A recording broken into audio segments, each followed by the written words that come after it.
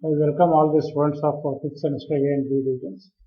I am Dr. S.R. Basavareddy, continuing the module number 4, riveted joints. So in the previous class, I have taken over the theoretical aspects of the riveted joints. We are saying that the riveted joint is a permanent type of joint. Once a joint is formed using the rivet, you cannot dismantle it unless you break out the material. Either rivet material you should break or you should break the plates.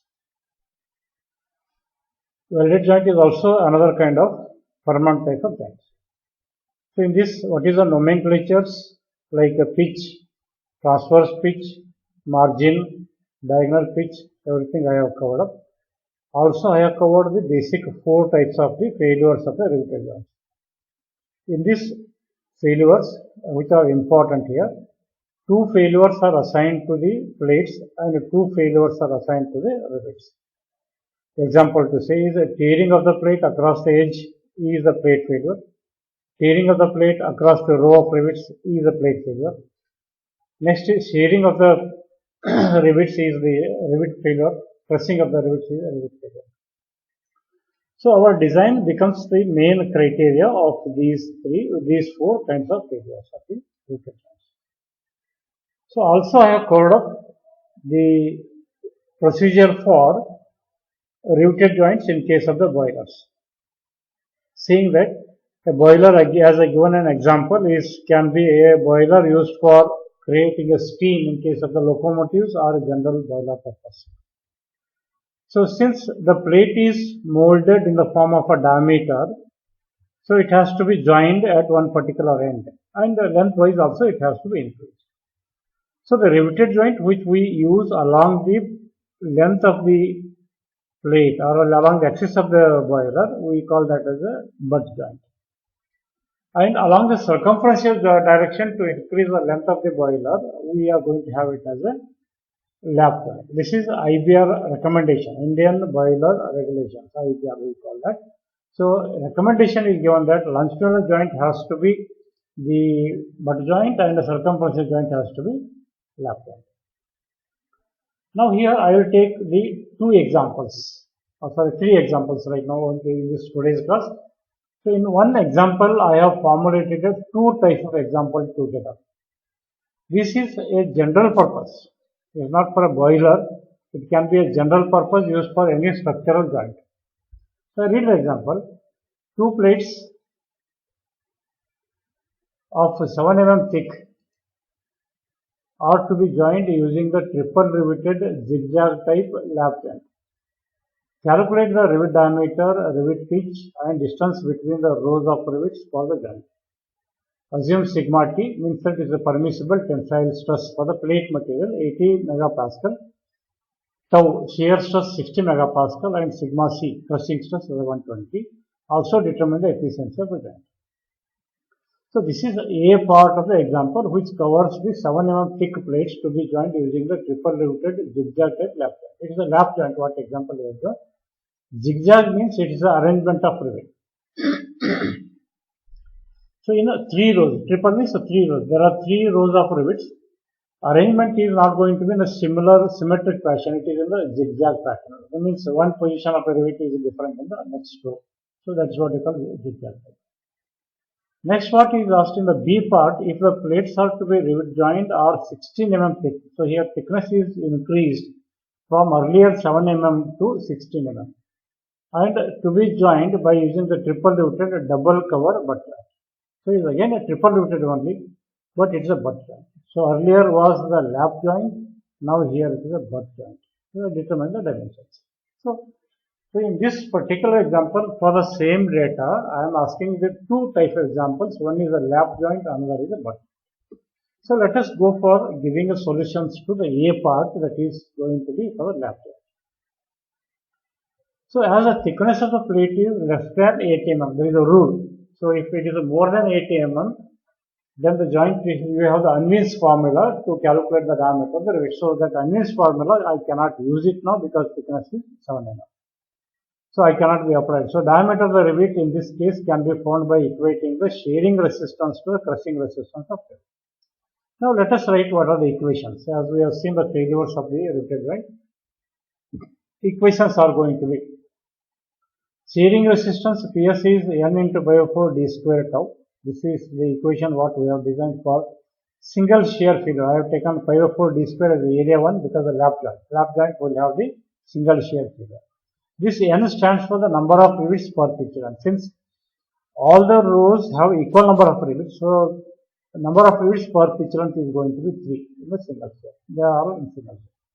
Crushing of the rivets is PC is N into D into T into sigma C. This is D into T is the area into stress that gives you the force. Force is going to be multiplied by N number of rivets also in the resistance. When I equate these two, this N and this N will cancel. So this is the shearing resistance of the rivets, this is crushing resistance of the rivets, so I have equated. So from this I calculate what is the diameter, 4T sigma C by pi into tau. So this equation is basically I have obtained by equating shearing of the rivets to the crushing of rivets. So this ready-made equation is available in the data handbook as a 5.10b. I have written the equation number also. So I will substitute the value 4 into thickness of the plate is 7, sigma C 120 given, pi into 60, shearing stress is also given 60. When I simplify this using the calculator, it comes as 17.825 millimeter. This is the diameter of the rivet. But the fractional value of the diameter of rivet cannot be adopted, therefore it has to be standardized. Therefore I go for using the table 5.30b. This is a table in the rivet joint chapter in the data handbook. If I use this table, the nearest higher than 17.8 is going to be 20. So therefore I am using the 20. If any rivet diameter is available in this 5.3b table, written in the bracket, diameter written in the bracket, that should not be used, because that means that written in the bracket number means that it is less preferred used in practice. That should not be used. Similarly, the pitch of the rivet can be determined by equating tearing resistance with the shearing resistance. I write a tearing resistance equation here, which we have studied already, tearing failure of the plate across the row of rivet. T minus D into T, this is the area, into sigma T, that gives you the force. Area into stress, that gives you force. Similarly, shearing, I have written all the equation, pi over 4 d square into single shear failure into N number of rivets per picture. So from this P I am going to calculate now. This P is equal to, take all these terms on the right hand side. 3, N is a 3. Number 3 number of triple row rivet. So N is 3. Pi over 4 d square into tau. P into sigma T. This D, which is minus here, it will come on that side as a plus D. So therefore, when I put all the values here, because everything I know, including diameter is 20, shearing stress is 60, tearing tensile stress value of the plate material is 80, that's given to you, thickness is given, diameter is 20. When I simplify that, you will get 120.979 millimeters. So I round off this to 121 mm. This is how I calculate it. Again, basic equation. So this ready-made equation is also available in the data handbook. Everything is available. But how that has come, I have given you the basic things here. So tearing to shearing, I equate. When I equate these two, I will get this equation. But this equation is available in the data handbook. So other proportions are going to be distance between the rows of rivets for zigzag arrangement. We have 0.33p plus 0.67d. P is 121, D is 60 calculated, you get 53.33, otherwise round off to next number 54. Margin is 1.5d, 1.5 into 20 diameter, so 30. So all these are going to be proportions. Okay, these proportions are available in the data handbook equations. You can use it according to what is the type of joint is given to you and calculate. So M is 1.5d, always D fixed. This does not change. 1.5 always fixed. Then I go for the important aspect, which is to calculate the efficiency of the joint. So efficiency joint I call it eta, in which I subdivide into 4 different steps. A, B, C, D I call it. First I calculate A, which is strength of solid plate. Again that I calculate per picture. This P is going to be P, because width of the plate can be anything. So only resistance of the rivets are calculated per picture. So plate also I calculate per picture, P. So P into T, area of the solid plate before I drill a hole in the plate, into sigma T, area into stress, that gives me 4. T is 121, T is 7, sigma T is 80, so it comes as 67.760 kilonewton. Actually, you get as 67760 Newton, but I will divide by 10 power 3, so I will get a kilonewton. D part, I will get a carrying resistance of a plate. Pt is P minus D T into sigma T. So all values I know. T is 121, D is 20, P is 7, sigma T is 80, I will get 56.56 kilonewton. Then shearing resistance of the rivets, Ps is N into pi of 4 D square tau, single shear failure, N is 3, pi of 4 D square into tau is 60 given, so we get 56.548 kilonewton. Then crushing resistance of rivets, Pc is N into D into T into sigma T, so I know all the values, 50.4 kilonewton. So here, all these equations, strength of the solid plate, carrying resistance of the plate, shearing resistance of the rivets, crushing resistance, all these equations are available in the data handbook. So only thing, those equations I have formulated here in the title efficiency of the joint EFI as A, B, C, D. Then out of the three, B, C, D, the least is going to be, least strength among PT, PS, PC is going to be PG. That's the 50.4. That's the least. So this is the least. 50.4 is the least compared to this value and this value. Three values. Therefore, efficiency as a definition is going to be, numerator is going to be least strength of PT, PS or PC. So PC is the least. Divided by strength of the solid plate P into 100. That gives me efficiency. That's the definition. So 50.4 divided by P, I have calculated here 67.760. So that value of 40 here into 100, you will get efficiency 74.38%. Then I am giving you the figure here. You can have, for your understanding purpose, I am giving you the neat sketch of the figure. So you can see here, this is the plan view and this is sectional elevation. Okay, bottom sectional elevation, top is the plan view. So you can see there is a plate here. This is the plate which is on the bottom side. You can see I am putting. So this goes dotted here. This is it. So this line is a wavy line because width is undefined. This line is wavy line. Length is not. It can go up to here. Only this edge, bottom edge of the plate is defined. Only this edge is pakka. It's a defined. Likewise, there is one plate on the top here. You can see wavy line here, and the solid one edge is fixed, known, and that is again wavy line here. So this is the top cover plate, this is the bottom cover plate. So one row I will take here, this is the first row, let me call this is the first row, or you may call this as the first row. This row is to be fixed from this edge of the plate at a distance of margin M, that is 1.5D. You calculate already 30. So from here you mark here one line at a distance of 30 millimeter. That's one first row. From here, distance here to here is transverse pitch PT. Distance between the row of rivets, 54 is known. So calculate already. So it is marked from here to here. From here to here, another row, 54 again, transverse 54. Then from here to the bottom edge of the plate, there is a bottom edge of the plate. So this is again going to be margin. So when I add this value 30 plus 54 plus 54 plus 30, it will give me length of overlap. So this top plate and bottom plate are overlapping each other by this much of distance. Then randomly I will put one rivet here. In the same line, I will put another rivet in the third row. So I will call this as the first row, this is second row, this is third row. So triple rivet. This first row and third row I will put on the same line. Then this rivet is placed here at a distance of pitch 121. Pitch is calculated. Distance between the center of this rivet to center of this rivet. Similarly, from here to here is 121. So in between these two, this and this, in between these two, I will place one rivet here and that's the center. This is another rivet. So from here to here, this is again pitch. From center of this rivet to center of this rivet, pitch, that's 121. From here to here is 120. From here to here is 121. From here to here is 121. So this arrangement we call this a zigzag. So it is not a symmetric. Suppose if this rivet is also going to come somewhere here, then it becomes a symmetric position. That is we call it chain rivet. If a staggered rivet in any one of the row, so that becomes a zigzag. Okay. Then I take a sectional view here. Sectional view from here passing through this two I take. So I can see the top plate here. I can see the bottom plate here. So this hole passing over this rivet is drilled here. This hole is there. This also hole is there. Then top heads are there. Rivet heads are there. thickness of plate is given as 7 mm. This is 7, bottom thickness of the plate is also 7 mm. So this edge of the plate is defined here in the top here. This is defined. Bottom edge is defined. I am showing. This is a wavy line because this edge of the plate is not known. This edge of the plate is not known. So this is a wavy line. So that is how it is being. This is a schematic sketch of the triple riveted zigzag type lap joint. You can see that type triple riveted. Why I call it triple riveted? There are 3 rows. 1, 2, 3.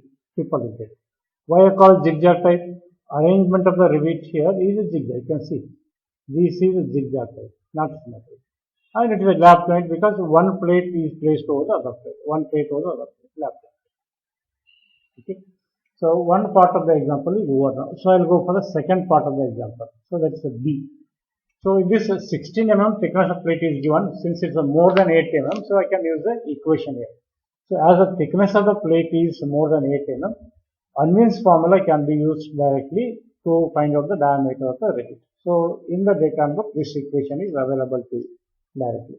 So D is 6.07 root of T. This equation is directly available in the data book if this thickness is more than 8 mm. So in the second part of the example, thickness of plate is given 16 mm, which is more than 8. So therefore I can go for this equation. 6.07 root of T is 16, so I get as a 24.28 mm. So this is to be standardized using the table again. Nearest highest value is going to be 30 mm. For obtaining pitch of the rivets, equate PT is equal to P. Same procedure as the first example. PT is P minus D, T into sigma T, then N into, here PS is a double cover butt joint, therefore all rivets are going to be in double shear. Therefore, D square is area of rivets in single shear, multiply that by 2 times, otherwise 1.875 as per IBR. So even though I am not designing the joint as per IBR, but IBR practice is being used. So 1.875. Therefore, this is a double shear figure into 2. So number of rivets for pitch length in this case is 3 because no rivets are omitted. So all rivets are in double shear. So I put all the values here except P. P is required to be calculated. Then I get P as 216.378 mm. So round up to 217 millimeter. Transverse pitch in a similar way. For I assume this zigzag type in the second part. In the second part, because whether it is chain riveting or zigzag is not given. So I assume same as the first part of zigzag only. So same equation is taken here. Then I get a transverse pitch 92. Then margin 1.5D, 1.5 into 30, 45 mm I get. So thickness of the cover plates, Ti is equal to T0 is equal to 0.625 T. So this is 10 mm. So this equation is also available in the data book. So this thickness of the plate in case of the double cover plate. Then efficiency joint in a similar manner, 100% similar as A, B, C, D. A is a strength of solid plate, T is T, sigma T, T is a pitch, T is the thickness of plate, is area into sigma T. I have pitch is known, this is known, so I get this value, 277.760 kN. Tearing resistance of plate, P minus D, T into sigma T. So then I put the value, I get this answer. Shearing resistance of rivets case is N into 1.875 pi over 4 D square tau. Double shear failure because 1.875 comes here. I'll put the other value. N is again going to be 3, triple riveted. No rivets are omitted. So as a result, you get 3 number of each per pitch length. Put the other value, you get this 238.564 kN. Crushing resistance of rivets sigma C is N into D into T sigma C. So put here N3, D, T sigma C, you get 172.8 kN. Least is the sigma C. I am getting sigma C. Least I put a sigma C by T into 100. So it is a PC. So least strength in the numerator among the PT, PS, PC. Least strength is this. So I'll put as numerator. T is the strength of solid plate in standard. When I do so, I'll get 62.21%. So schematic arrangement of the double cover butt joint I am showing here. So this is a plan view. This is sectional derivation. So I try to understand here first sectional view. So this is the parent plate. What I am showing here, you can see the cursor here. This is one plate. This is another plate. Having a thickness of 16 mm that is given in the example. These two are butting here. Okay, so that's what we call the butt joint. They are facing each other. They are called the butt joint. They are not lapping, overlapping on one over the other. They are butting here. On the top of this, I put one cover plate. This is one cover plate. Okay.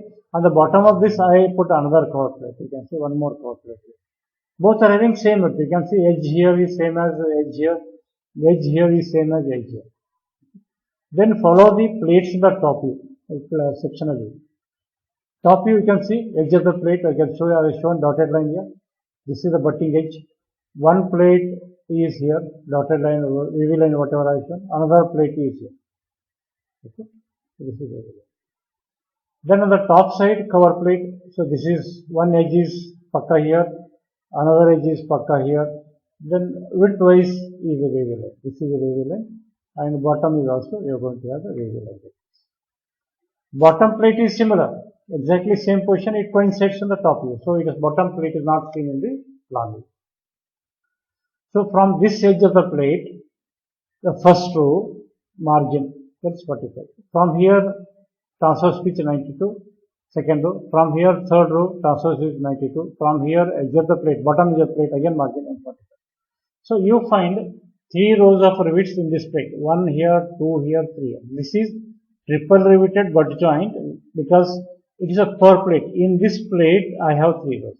Similarly, from here, it is a mirror image. Whatever you have here, it is a mirror image on this side. So actually, on this joint, you find 6 rows, but it is a mirror image. So you are going to have 3 rows on this side, 3 rows on this side. So it is only triple riveted double cover. Why I call double cover is one cover is here, one cover on the bottom side, double cover butt joint. Okay, so butt joint because this is facing each other. Parent plates are facing each other.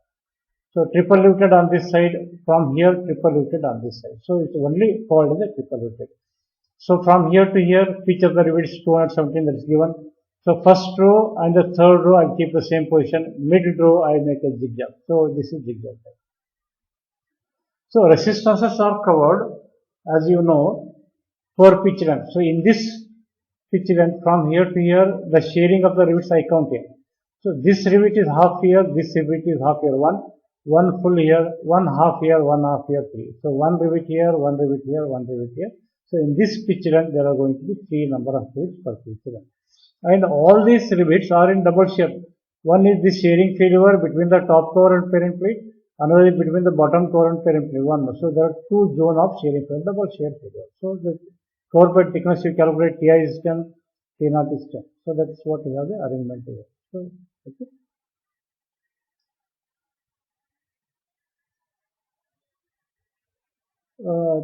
Preferably I will stop here. Next example I will take up in the next class because that comes under the border joint.